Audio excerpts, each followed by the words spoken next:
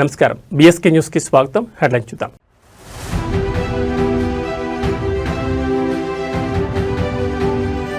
కేంద్ర జలశక్తి మంత్రితో సీఎం చంద్రబాబు భేటీ. ఏపీ ప్రాజెక్టులపై కీలక చర్చ.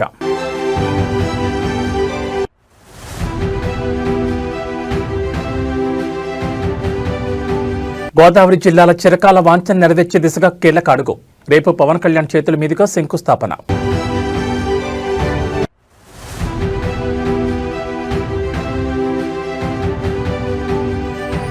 ఫోన్ ట్యాపింగ్ కేసులో big update. Prabhakar Rao custodial విచారణ పొడిగింపు.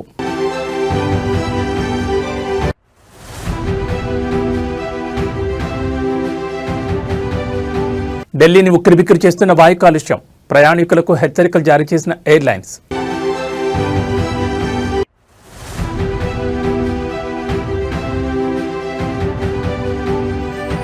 వలస విధానంపై అమెరికా అధ్యక్షుడు మరో కఠిన వైఖరి.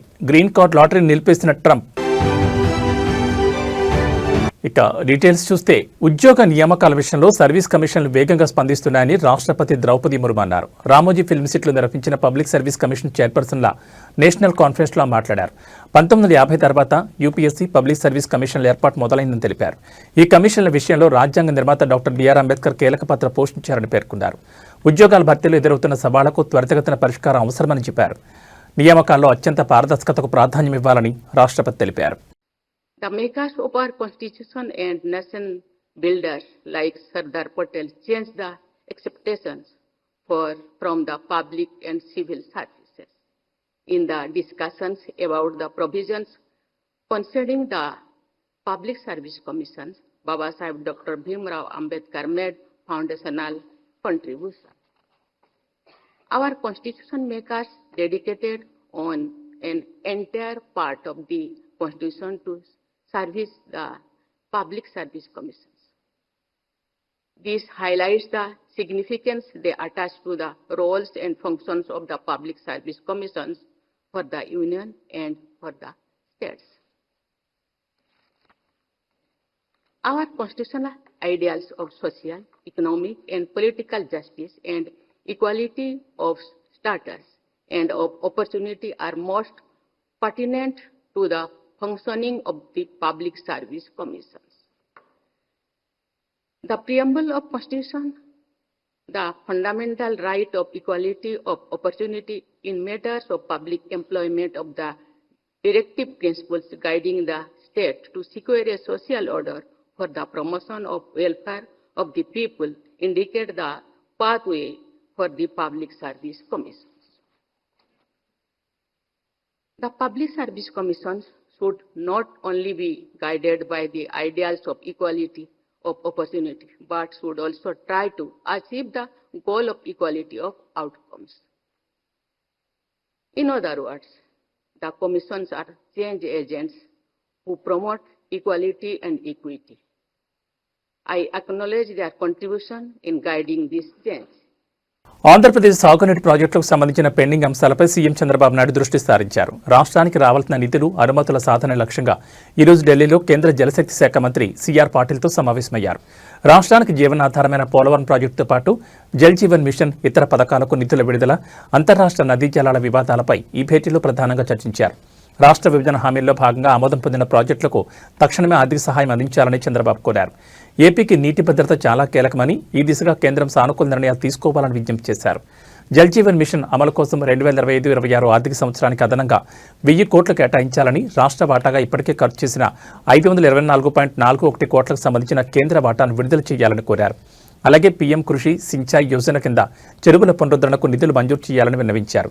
పోలవరం జాతీయ ప్రాజెక్టు పనుల పురోగతిని కేంద్ర మంత్రికి వివరించిన సీఎం పెండింగ్లో ఉన్న అనుమతులను వెంటనే మంజూరు చేయాలని కోరారు. రెండో దశ పనులకు అవసరమైన నిధులపై త్వరలోనే సమగ్ర నివేదిక సమర్పిస్తామని తెలిపారు. వంశధార ట్రిబ్యునల్ తీర్పును అమలు చేసి శ్రీకాకుళం జిల్లా కరువు ప్రాంతాలకు ఉపయోగపడే నేరడి బ్యారేజ్ నిర్మాణానికి అనుమతులు ఇవ్వాలని కోరారు.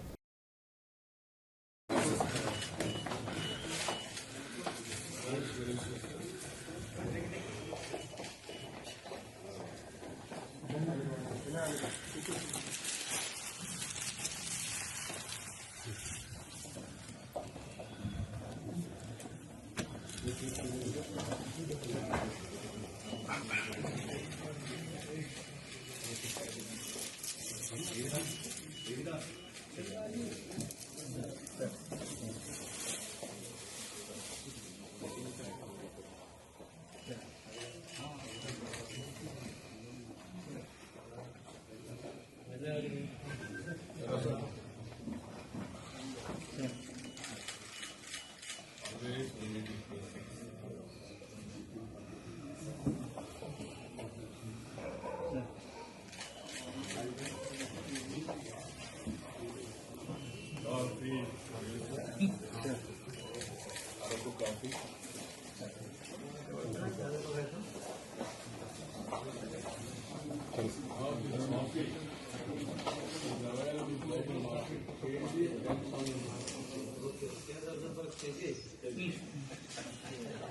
ఉమ్మడి గోదావరి జిల్లాల ప్రజల దశాబ్దాల కలను సాకారం చేసే దిశగా కూటమి ప్రభుత్వం కీలక అడుగు వేస్తోంది. సుమారు 3,050 కోట్ల భారీ వ్యయంతో చేపట్టనున్న గోదావరి వాటర్ గ్రిడ్ ప్రాజెక్టు పనులకు ఉప ముఖ్యమంత్రి పవన్ కళ్యాణ్ రేపు శంకుస్థాపన చేయనున్నారు. పెరవలి వద్ద జాతీయ రహదారి 216 సమీపంలో ఈ కార్యక్రమానికి ఏర్పాట్లు చేస్తున్నారు. ఈ ప్రాజెక్టు ద్వారా 5 జిల్లాల్లోని 67.82 లక్షల మందికి సురక్షితమైన శుద్ధి చేసిన తాగునీటిని అందించనున్నారు. ఈ బృహత్తర పథకంలో భాగంగా ధవళేశ్వరం, బొబ్బర్లంక, వేమగిరి వద్ద గోదావరి జలాలను సేకరించి అత్యాధునిక సాంకేతికతతో శుద్ధి చేస్తారు. మొత్తం 2 దశల్లో ఈ పనులు చేపట్టనున్నారు. తొలి దశలో 1,650 కోట్లతో ఉమ్మడి తూర్పుగోదావరి జిల్లా పరిధిలోని 11 నియోజకవర్గాల్లో 39.64 లక్షల మందికి, రెండో దశలో 1,400 కోట్లతో ఉమ్మడి పశ్చిమ గోదావరి జిల్లా పరిధిలోని 12 నియోజకవర్గాల్లో 28.18 లక్షల మందికి తాగునీటిని అందిస్తారు. జల్ జీవన్ మిషన్ నిధులతో చేపట్టే ఈ ప్రాజెక్టును రాబోయే 2 ఏళ్లలో పూర్తి చేయాలని ప్రభుత్వం లక్ష్యంగా పెట్టుకుంది.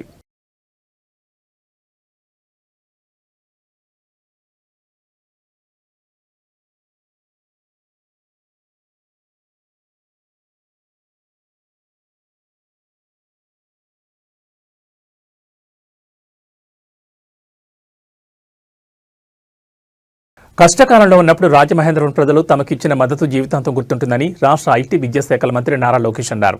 తూర్పుగోదావరి జిల్లాలో ఆయన పర్యటించారు. రాజమండ్రి విమానాశ్రయానికి చేరుకున్న ఆయనకు అడుగడుగున ఆత్మీయ స్వాగతం లభించింది. బోరుగుపూడి జంక్షన్ వద్ద రోడా చైర్మన్ బోర్డు వెంకటరమణ చౌదరి ఆధ్వర్యంలో, గాడాల గ్రామంలో లాలాచెరువు జంక్షన్ వద్ద రాజమహేంద్రవరం సిటీ ఎమ్మెల్యే ఆదిరెడ్డి శ్రీనివాస్ ఆధ్వర్యంలో, క్వారీ మార్కెట్ జంక్షన్ వద్ద టీడీపీ నాయకులు, కార్యకర్తలు, ప్రజలు పెద్ద ఎత్తున తరలివచ్చి మంత్రి లోకేష్కు గోదావరి జిల్లాల శైలి ఆత్మీయ స్వాగతం పలికారు. ఈ సందర్భంగా ప్రతిభా కళాశాల వద్ద మంత్రి లోకేష్ విద్యార్థులతో సెల్ఫీలు దిగారు. తద్వారా తాను వారిలో ఒకరినే అనే భావనను విద్యార్థులకు కల్పించారు. ఈ సందర్భాన్ని పురస్కరించుకుని ఎక్స్ వేదికగా భావోద్వేగమైన పోస్ట్ చేశారు మంత్రి లోకేష్. గోదావరి ప్రజలతో తనకున్న అనుబంధాన్ని, వారి పట్ల తనకున్న అభిమానాన్ని పంచుకున్నారు. గోదావరి ఎంత స్వచ్ఛంగా ఉంటుందో తూర్పుగోదావరి జిల్లా ప్రజలు కూడా అంతే స్వచ్ఛంగా ఉంటారన్నారు. వారు చూపించే మమకారం, వెటకారం ఎప్పటికీ మర్చిపోలేదని పేర్కొన్నారు.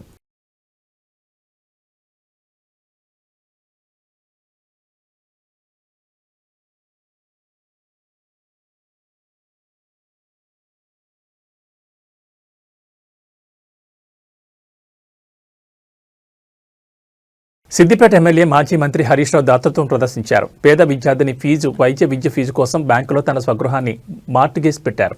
మమత అనే అమ్మాయికి పీజీ ఎంట్రన్స్లో సీట్ రావడంతో ట్యూషన్ ఫీజులకు ఏటా 7.50 లక్షల రూపాయలు చెల్లించాలని కళాశాల యాజమాన్యం తెలిపింది. బ్యాంకు రుణం కోసం వెళ్ళగా ఏదైనా ఆస్తిని తనఖా పెడితేనే రుణం మంజూరు చేస్తామని బ్యాంకు సిబ్బంది స్పష్టం చేశారు. ఇదే విషయాన్ని విద్యార్థిని మమత తండ్రి రామచంద్రం హరీష్ రావు దృష్టికి తీసుకెళ్లారు. సిద్దిపేటలోని తన స్వగృహాన్ని బ్యాంకులో తనఖా పెట్టి 20 లక్షల ఎడ్యుకేషన్ లోన్ మంజూరు చేయించారు. హాస్టల్ ఫీజుకి ₹1,00,000 సహాయం చేశారు.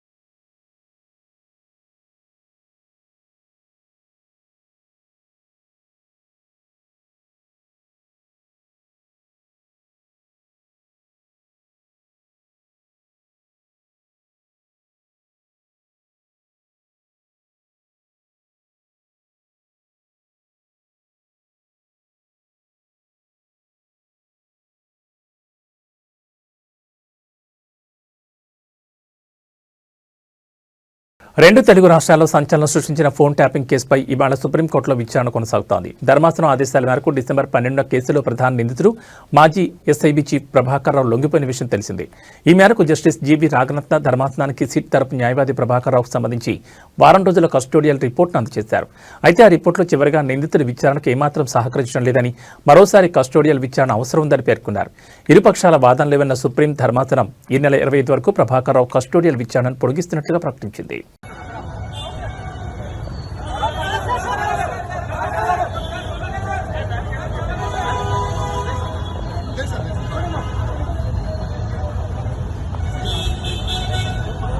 వరంగల్ కార్పొరేషన్ పరిధిలోని 14వ డివిజన్లో పర్యటించిన వర్ధన్నపేట ఎమ్మెల్యే కేఆర్ నాగరాజుకు చేదు అనుభవం ఎదురైంది. ఎన్నికల సమయంలో ఇచ్చిన హామీలు, డివిజన్ అభివృద్ధిపై స్థానిక ప్రజలు ఎమ్మెల్యేను నిలదీయడంతో ఉద్రిక్తత నెలకొంది. డివిజన్ సమస్యలను పరిశీలించేందుకు వచ్చిన ఎమ్మెల్యేను చూడగానే స్థానికులు ఒక్కసారిగా చుట్టుముట్టారు. తమ ప్రాంతంలో డ్రైనేజ్ వ్యవస్థ అస్తవ్యస్తంగా ఉందని, రోడ్ల మరమ్మతులు జరగడం లేదని ఆగ్రహం వ్యక్తం చేశారు. గెలిచిన తర్వాత ఇప్పుడు కనిపిస్తున్నారా, అభివృద్ధి ఎప్పుడు చేస్తారంటూ ప్రజలు ప్రశ్నల వర్షం కురిపించారు. ప్రజల నుంచి ఊహించని రీతిలో నిరసన వ్యక్తం కావడంతో ఎమ్మెల్యే కేఆర్ నాగరాజుకు ఏం చేయాలో పాల్పలేదు. స్థానికుల నిలదీతకు సరైన సమాధానం చెప్పలేక అక్కడి నుంచి మౌనంగా వెనుదిరిగి వెళ్లిపోయారు. ఈ ఘటన వరంగల్ రాజకీయ వర్గాల్లో చర్చనీయాంశంగా మారింది. అధికార పార్టీ ఎమ్మెల్యేపై ప్రజలు ఇలా బహిరంగంగా తిరగబడడంపై రాజకీయ విశ్లేషకులు ఆసక్తిగా చూస్తున్నారు.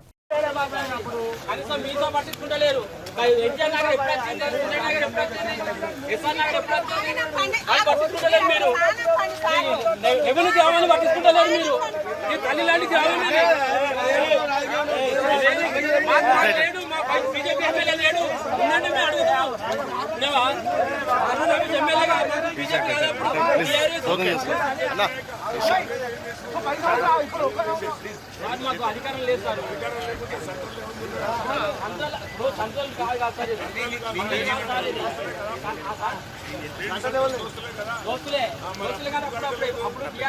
ఓకేనా ఓకే అన్న ఒకటి గ్రామాలు ఎందుకు పట్టుకుంటలేరు? మీ నాయకులు ఉన్నారు కాదన్నా, చెప్పలేరు.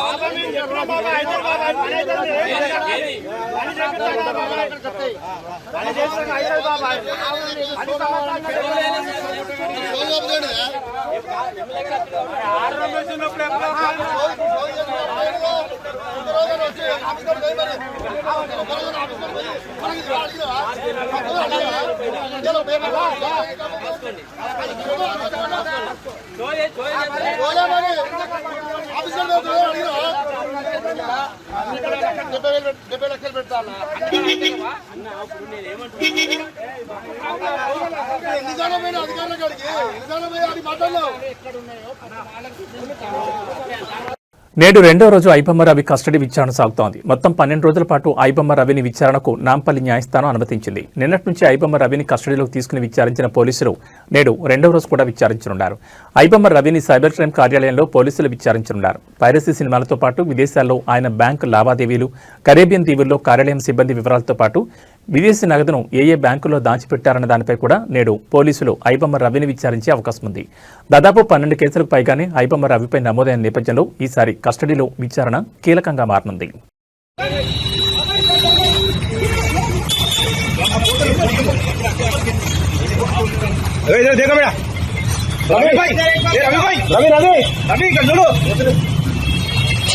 వైసీపీ నేత హిందూపురం మాజీ ఎంపీ గోరంట్ల మాధవ్ తాడేపల్లి పోలీస్ స్టేషన్కి వెళ్లారు. అక్కడ పోలీసుల ముందు విచారణకు హాజరయ్యారు. ఈ క్రమంలో పోలీసులు మాధవ్ను విచారించారు. అనంతరం సిఆర్పిసి 41A నోటీసుల నుంచి పంపించారు. కేసు విచారణకు సహకరించాలని సూచించారు. అయితే గతంలో మాజీ ఎంపీ గోరంట్ల మాధవ్ తాడేపల్లిలో మంత్రి నారా లోకేష్పై అనుచిత వ్యాఖ్యలు చేశారు. దీనిపై టీడీపీ నేతలు తాడేపల్లి పోలీస్ స్టేషన్లో ఫిర్యాదు చేశారు. వారి ఫిర్యాదు మేరకు పోలీసులు కేసు నమోదు చేశారు. వైసీపీ అధినేత వైఎస్ జగన్ రాప్తాడు పర్యటనలో పోలీసులు తగిన భద్రత కల్పించకపోవడంపై మాధవ్ ఆగ్రహం వ్యక్తం చేశారు. అదే క్రమంలో మంత్రి లోకేష్పై అనుచిత వ్యాఖ్యలు చేయడంతో అతనిపై కేసు నమోదైంది. కృష్ణా జిల్లాకు చెందిన వైసీపీ నేతను గుడివాడ పోలీసులు బెట్టింగ్కు పాల్పడుతున్నారన్న ఆరోపణలపై అరెస్ట్ చేశారు. పోలీసులు తెలిపిన వివరాల ప్రకారం కోనసాని వినోద్ గత కొంతకాలం నుంచి గుడివాడలో బెట్టింగ్ పాల్పడుతున్నట్లు ఆరోపణలున్నాయి. ఈ క్రమంలో గుడివాడ 1 టౌన్ సీఐ కొండపల్లి శ్రీనివాస్ వినోద్ను అదుపులోకి తీసుకున్నారు. అతని వద్ద నుంచి 50,000 నగదుతో పాటు సెల్ ఫోన్స్ స్వాధీనం చేసుకున్నట్లు పోలీసులు తెలిపారు. కోనసాని వినోద్ మాజీ మంత్రి కొడాలి నానికి అనుచరుడని తెలుస్తోంది. ఈ కోటి సంతకాలు అనేటివి ఇవి సంతకాలు కాదు, నీ ప్రభుత్వ పతనానికి పునాది రాళ్ళనేది నువ్వు గుర్తుపెట్టుకోవాలి. ఈ పునాది రాళ్లపైన నీ కూటమి పార్టీలను సమాధి చేయడానికి ఆంధ్రప్రదేశ్ ప్రజలు కంకణం కట్టుకున్నారు. యావత్ భారతదేశ చరిత్రలోనే ఎన్నడూ లేని విధంగా పేద విద్యార్థులకు వైద్య విద్యను దగ్గర చేయాలి అన్న దృఢ సంకల్పంతో మా అధినేత వైఎస్ జగన్మోహన్ రెడ్డి గారు 17 మెడికల్ కళాశాలలను తెచ్చి అందులో 5 కళాశాలలను నిర్విఘ్నంగా కంప్లీట్ చేసి ఇంకొక 2 కళాశాలలను కంప్లీట్ అయ్యే క్రమంలోనే మీకు అప్పచెప్తే ఇంకొక 10 కళాశాలలు అవి కాక ఇంకో 10 కళాశాలలు దాదాపు సగం నిర్మాణం కూడా అయిపోయింది.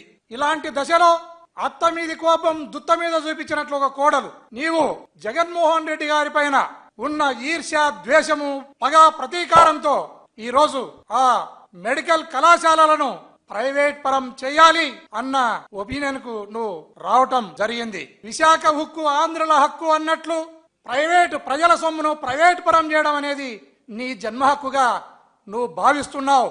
ఇది చాలా తప్పు అనేది యావత్ ఆంధ్రప్రదేశ్ ప్రజలంతా కూడా ముక్త కంఠంతో దీన్ని ఎదిరిస్తున్నారు. దీన్ని మీరు గుర్తు చేసుకోవాలి. అయ్యా, మీరు ఒక మెడికల్ కళాశాలకు భూమిని ప్రభుత్వం ఇచ్చింది, బిల్డింగ్లను ప్రభుత్వం కట్టింది, అందులో స్టాఫ్ ప్రభుత్వం నియమించింది, వారికి జీతాలను కూడా ప్రభుత్వమే ఇస్తే దాన్ని తీసుకుని పోయి అత్త సొమ్మును అల్లుడు దానం చేసినట్లు ఆ మెడికల్ కళాశాలలను నీ బినామీలకు దాన్ని నన్ను తెగ నమ్ముకుంటున్నావు. ఇది ప్రజలందరూ కూడా గమనిస్తున్నారు. నువ్వు ఇది జాగ్రత్తగా నువ్వు మైండ్లో పెట్టుకోవాలనేది కూడా నేను తెలియజేస్తున్నాను. అదే కాకుండా ఆ మెడికల్ కళాశాల టీటీడీ పరకామణి చోరీ కేసుపై దాఖలైన పిటిషన్ను ఆంధ్రప్రదేశ్ హైకోర్టు విచారించింది. ఈ సందర్భంగా స్వామివారి కానుకల లెక్కింపులో పారదర్శకత తప్పనిసరని న్యాయస్థానం స్పష్టం చేసింది. భక్తులు సమర్పించే ప్రతి పైసా లెక్క సరిగా ఉండాలని, దొంగతనాలు, మోసాలు జరగకుండా చూసే పూర్తి బాధ్యత టీటీడీ బోర్డుపై ఉందని హైకోర్టు వ్యాఖ్యానించింది. ఈ వ్యవహారంలో గత విచారణలో పరకామణి లెక్కింపు వ్యవహారంపై సలహాలు ఇవ్వమన్న విషయాన్ని గుర్తు చేస్తూ ఈసారి టీటీడీ స్టాండింగ్ కౌన్సిల్ను కోర్టు ప్రశ్నించింది. పరకామణి లెక్కింపులు ఇప్పటికీ సంప్రదాయ పద్ధతిలో కొనసాగుతున్నాయా? ఆధునిక సాంకేతికత వినియోగంపై ఎందుకు దృష్టి పెట్టడం లేదని న్యాయస్థానం నిలదీసింది. భక్తుల మనోభావాలకు సంబంధించిన అంశాల్లో ఏ చిన్న లోపం జరిగినా తీవ్ర ప్రభావం ఉంటుందని హైకోర్టు పేర్కొంది. అందుకే టీటీడీలో స్వామివారి కానుకల లెక్కింపులో ఏఐ టెక్నాలజీ, కంప్యూటర్లు, డిజిటల్ రికార్డింగ్ వ్యవస్థలు వినియోగించాలని ఆదేశించింది. లెక్కింపు, పర్యవేక్షణ, రికార్డుల భద్రత అన్ని ఆధునిక సాంకేతికతను జరగాలని స్పష్టం చేసింది. ఈ కేసుకు సంబంధించి ఇప్పటికే 2025 అక్టోబర్ 27న జరిగిన ఘటనపై విచారణకు ఆదేశాలు జారీ చేసినట్లు కోర్టు గుర్తు చేసింది. ఈ నేపథ్యంలో వెంటనే ఒక సమగ్ర ముసాయిదా రూపొందించి 2 వారాల్లోగా నివేదిక సమర్పించాలని టీటీడీ బోర్డును ఆదేశించింది. అలాగే ప్లాన్ బిపై కూడా 8 వారాల్లోగా ప్రత్యేక నివేదిక ఇవ్వాలని స్పష్టం చేసింది.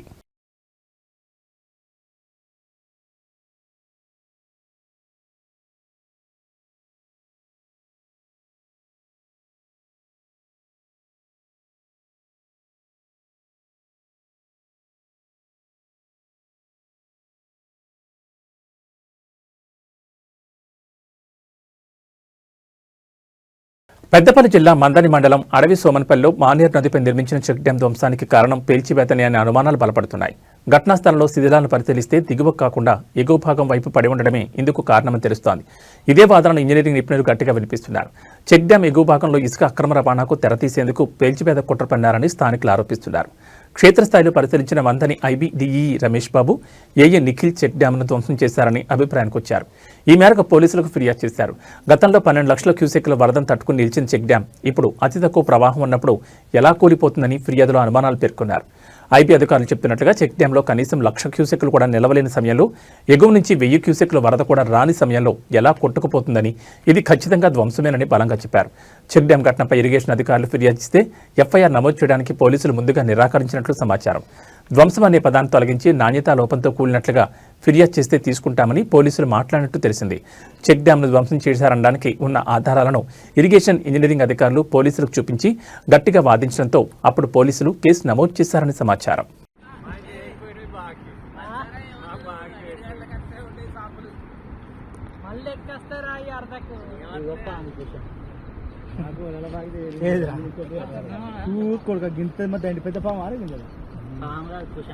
అదే కానీ కూర్చాం నాగబాబు కూర్చాం అది అలా పోయినట్టు పోయిన పాము అలానే ఉండవచ్చు.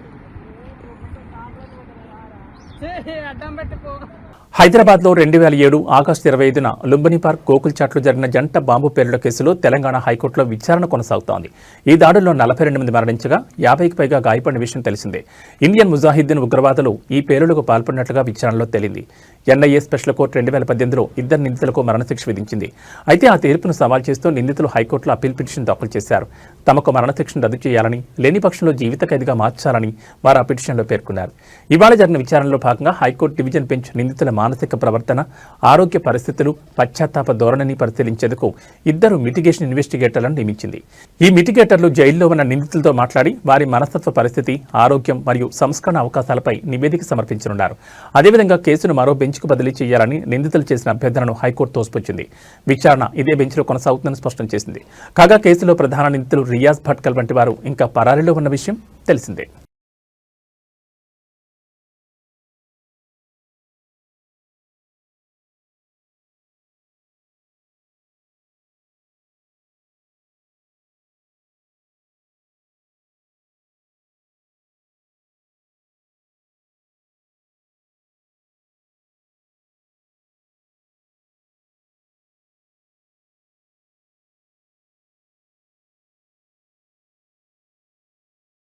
దేశ రాజధాని ఢిల్లీని ఇవాళ దట్టమైన పొగమంచు కమ్మేసింది. దీని కారణంగా దృశ్య స్పష్టత తీవ్రంగా పడిపోవడంతో విమాన రాకపోకలపై తీవ్ర ప్రభావం పడింది.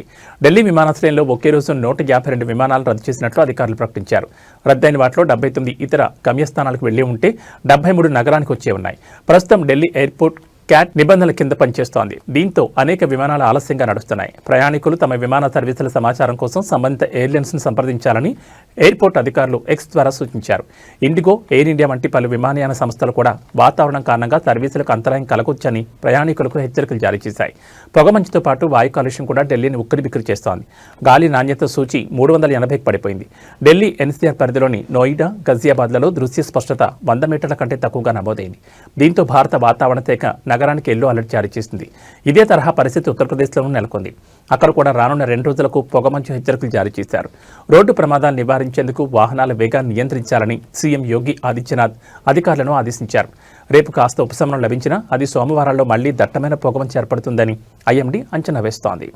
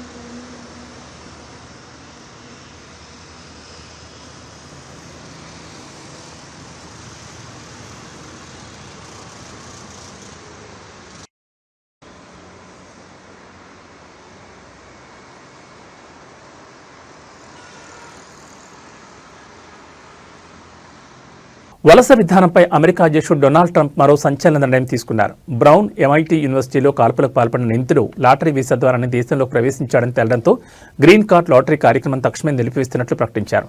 ట్రంప్ ఆదేశాల మేరకు United states citizenship and immigration services ఈ కార్యక్రమం నిలిపివేయాలని ఆదేశించినట్లు homeland security secretary Christie నోమ్ social media platform Xలో తెలిపారు. ఇంతటి ఘోరానికి పాల్పడిన వ్యక్తిని మన దేశంలోకి అస్సలు అనుమతించాల్సింది కాదని ఆమె పేర్కొన్నారు. పోర్చుగల్ జాతీయుడైన క్లాడియో నెవెస్ వాలెంట్ బ్రౌన్ యూనివర్సిటీలో కాల్పులు జరిపి 2 విద్యార్థులను చంపి మరో 9 మందిని గాయపరిచాడు. అలాగే MITలో ఒక ప్రొఫెసర్ను కూడా హత్య చేశాడు. ఆ తర్వాత గురువారం సాయంత్రం తుపాకీతో కాల్చుకుని ఆత్మహత్య చేసుకున్నట్లు అధికారులు వెల్లడించారు. నిందితుడు 2017లో డైవర్సిటీ వీసా లాటరీ ద్వారానే చట్టబద్ధమైన శాశ్వత నివాస హోదా పొందాడని US అటార్నీ లియా ఫోలీ తెలిపారు. అమెరికాలో తక్కువ ప్రాతినిధ్యం ఉన్న దేశాల వారికి ప్రతి ఏటా లాటరీ పద్ధతిలో 50,000 గ్రీన్ కార్డులు జారీ చేసేందుకు కాంగ్రెస్ ఈ డైవర్సిటీ వీసా ప్రోగ్రాంను రూపొందించింది. ట్రంప్ చాలా కాలంగా ఈ లాటరీ విధానాన్ని వ్యతిరేకిస్తున్నారు. తాజా ఘటనను కారణంగా చూపి తన వలస విధాన లక్ష్యాలను ముందుకు తీసుకెళ్తున్నారని విశ్లేషకులు భావిస్తున్నారు. ఈ నిర్ణయంపై న్యాయపరమైన సవాలు ఎదురయ్యే అవకాశం ఉంది. Well, we keep it, I guess. Where's it go? What does it go to? Well, you have to follow the tanker. You know, you're a good newsman. Just follow the tanker. Do you know where it's going? Was it Follow going it. to Get a helicopter and follow the tanker. Is it true it's going to But we're gonna. I assume we're gonna keep the. ఇవి ఈ bulletin విశేషాలు. మరో బులెటిన్లో మళ్ళీ కలుసుకుందాం. నమస్కారం.